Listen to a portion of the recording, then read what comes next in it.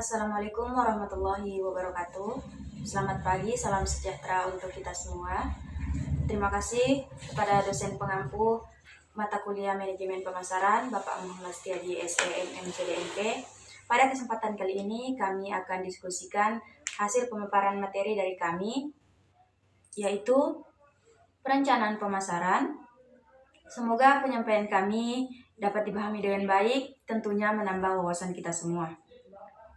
Baik, sebelum kita mulai, perkenalkan kami dari kelompok 4 yang beranggotakan 4 orang. Saya sendirian di Suci Lestarinda sebagai moderator, dan ada presentator pertama, Saudari Hikmah Armida. Selanjutnya ada presentator kedua, Saudari Nur Hikmah M, dan presentator terakhir kami yaitu Saudari Ermi Sadriani. Baik, untuk mempersingkat waktu, langsung saja kita ke materi pertama yang akan disampaikan oleh Saudari Hikmah Armida. Kepadanya saya persilahkan. Assalamualaikum warahmatullahi wabarakatuh. Sebelumnya, terima kasih kepada moderator karena sudah mempersilahkan saya untuk memaparkan materi selanjutnya. Untuk materi selanjutnya yaitu pengertian perencanaan pemasaran. Perencanaan pemasaran adalah proses sistematis dalam menganalisis peluang pasar yang dimana maksudnya mengidentifikasi kebutuhan dan keinginan konsumen yang belum terpenuhi. Lalu menentukan tujuan pemasaran, yaitu meningkatkan kesadaran merek brand awareness di kalangan target konsumen. Yang ketiga, menyusun strategi dan program pemasaran, yaitu menentukan strategi STP, yaitu segmentasi, targeting, dan positioning. Yang terakhir adalah mengalokasikan sumber daya untuk mencapai tujuan perusahaan, yang dimana ini adalah proses mendistribusikan dan memanfaatkan sumber daya yang dimiliki perusahaan secara efisien dan efektif. Selanjutnya, tujuan perencanaan pemasaran. Yang pertama, mengarahkan aktivitas pemasaran agar terstruktur. Kemudian, mengurangi risiko dan ketidakpastian pasar. Mencapai target penjualan dan pangsa pasar, meningkatkan daya saing perusahaan, dan yang terakhir menjadi dasar pengambilan keputusan manajemen. Terus ada manfaat perencanaan pemasaran. Manfaat utama bagi pemasaran, yang pertama ada menjadi pedoman pelaksanaan pemasaran. Yang kedua, memudahkan pengendalian dan evaluasi kinerja, mengoptimalkan penggunaan anggaran pemasaran, dan yang terakhir menyesuaikan strategi dengan perubahan lingkungan bisnis. Sekian dari saya persilahkan pemateri selanjutnya. Baik, terima kasih atas kesempatan yang telah diberikan. Kemudian saya akan lanjutkan pada analisis lingkungan pemasaran.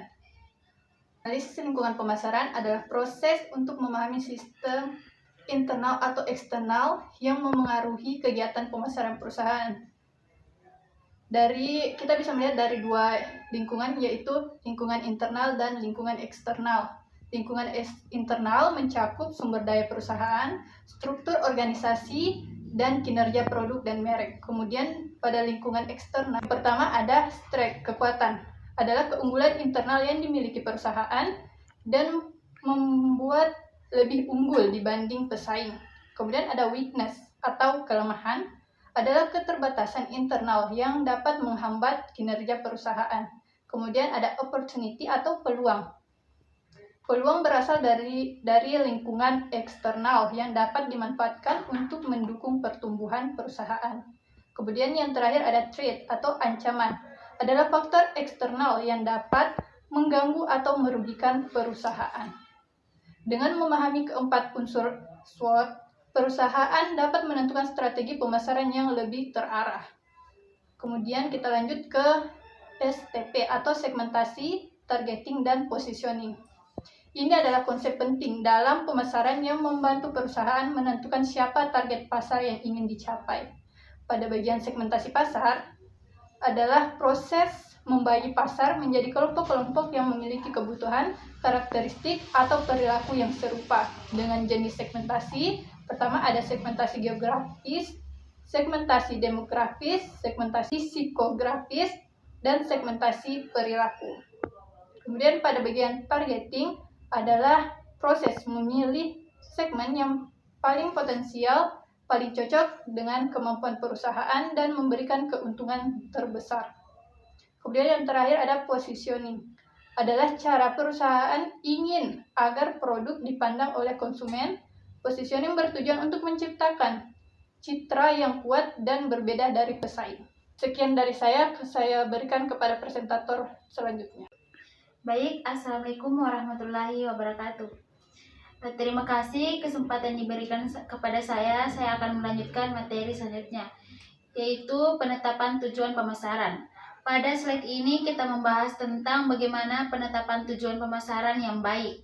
Tujuan pemasaran harus memenuhi 4 kriteria, yaitu 1. Spesifik, artinya tujuan harus jelas dan tidak ambigu.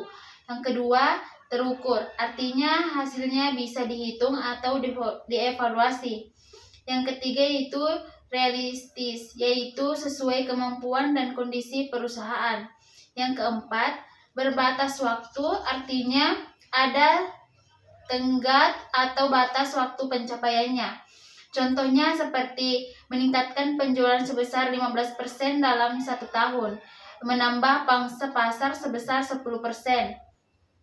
Tujuan yang baik akan membantu perusahaan fokus dan mengetahui arah strategi yang harus dilakukan. Baik, materi selanjutnya itu strategi bauran pemasaran atau marketing mix. Selanjutnya pada slide ini kita membahas strategi pemasaran yang disebut marketing mix atau baruan pemasaran. Strategi ini disusun menggunakan konsep 4P, yaitu Product, Price, Place, dan Promotion. Produk mencangkup kualitas, desain, dan merek dari produk. Price, bagaimana penetapan harga dan pemberian diskon. Place, terkait distribusi dan saluran pemasaran agar produk mudah dijangkau. Dan promotion, termasuk iklan, promosi penjualan, dan digital marketing. Keempat unsur ini sangat penting karena menentukan bagaimana produk kita diterima oleh pasar. Slide selanjutnya itu program dan implementasi pemasaran.